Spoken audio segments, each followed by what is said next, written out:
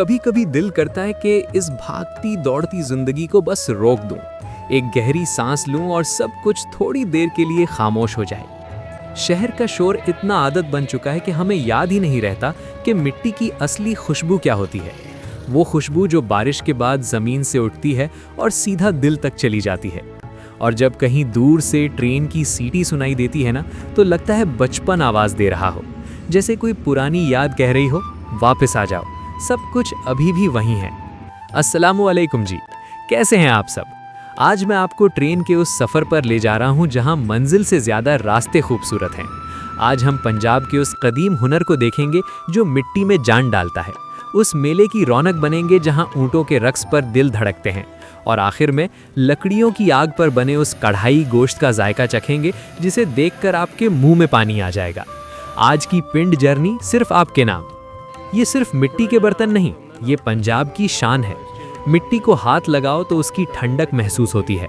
कुम्हार जब चक पर मिट्टी रखता है और धीरे धीरे उसे शेप देता है तो लगता है जैसे वो सिर्फ बर्तन नहीं, अपनी मेहनत, अपनी दुआ और अपनी पहचान बना रहा हो। मिट्टी के बर्तन बनाना सिर्फ एक काम नहीं, एक इबादत है। जब चक घूमता है तो ऐसा लगता है जैसे जिंदगी का पहिया घूम रहा हो, कभी तेज कभी धीमा, लेकिन रुकता नहीं। इन सुराहियों में सिर्फ पानी नहीं ठंडा होता, इनमें गांव की यादें बसी होती हैं। इन मटकों पर बनी हर लकीर एक कहानी सुनाती है, हर नक्श पंजाबी कल्चर का हिस्सा है। क्या आपको याद है जब हम छोटे थे तो मिट्टी के घड़े का पानी किसी आबे हयात से कम नहीं लगता था? आज भी इन बर्तनों में वो तासीर है जो प्लास्टिक और शीशे की दुनिया में खो गई है। ये बर्तन हमें याद दिलाते हैं कि हम मिट्टी से हैं और मिट्टी में ही जाना है। इन बर्तनों की सौंधी खुशबू में जो सुकून है वो शहर की किसी बड़ी मार्केट में नहीं मिलेगा। अब हम आ पहुंचे हैं उस मेले मोहम्मद पनाह में जिसका इंतजार पूरे पंजाब को होता है। ऊँटों की मंडी। यहाँ सिर्फ जानवर नहीं बिकते, यहाँ नस्लों की इज्जत और पहचान बिकती है। ये सजे हुए ऊँट देख रहे हैं आप, इनकी एक एक चाल में एक गुरूर है, एक ठाठ है। यहाँ आकर महसूस होता है कि हमारी कल्चर कितनी अमीर है। लोग दूर दूर से आते हैं, हुक्का पीते हैं, बातें करते हैं और अपनी जड़ों से जुड़ते हैं। शहरों में तो लोग पड़ोसी को नहीं जानते, और यहाँ पूरा पंजाब एक जगह इकट्ठा है।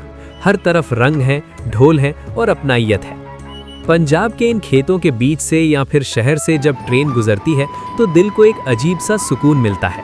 ये हरियाली, ये सरसों के पीले फूल, ऐसा लगता है ज़मीन ने सोना उगल दिया हो। ट्रेन का ये सफ़र मुझे हमेशा ये सिखाता है कि ज़िंदगी ठहरने का नाम नहीं, बल्कि हर मोड़ पर एक नई खूबसूरती देखने का नाम है। क्या आपने कभी ट्रेन के दरवाजे पर खड़े होकर ठंडी हवा का झोंका महसूस किया है? अगर नहीं तो आपने ज़िंदगी का एक बड़ा मज़ा मिस कर दिया। और जनाब, अब बारी है उस चीज़ की जिसका आप सबको इंतज़ार था। देसी कढ़ाई गोश्त। लकड़ियों की हल्की आग, काली मिर्च और अदरक की खुशबू, और जब इस पर देसी घी का तड़का लगता है तो यकीन माने भूख दुगनी हो जाती है।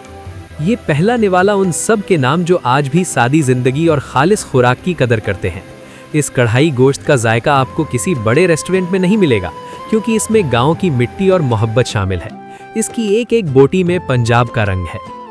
नाजरीन, पंजाब का ये सफ़र, ये मेले, ये मिट्टी के बर्तन और ये जायके, ये सब हमारा विरसा है। मैं कोशिश करता हूँ कि पिंड जर्नी के ज़रिए ये सब आप तक पहुँचाऊँ ताकि हमारी अगली नस्ल अपनी मिट्टी को ना भूले। सफ़र मुश्किल ज़रूर है, मगर आप लोगों का प्यार मुझे थकने नहीं देता। अगर आपको मेरी ये मेहनत और पंजाब का ये रंग पसंद आया है तो इस वीडियो को लाइक करके मेरी हौसला अफजाई करें। और हाँ, कमेंट में अपने गांव का नाम और अपनी पसंदीदा पंजाबी डिश ज़रूर बताइएगा।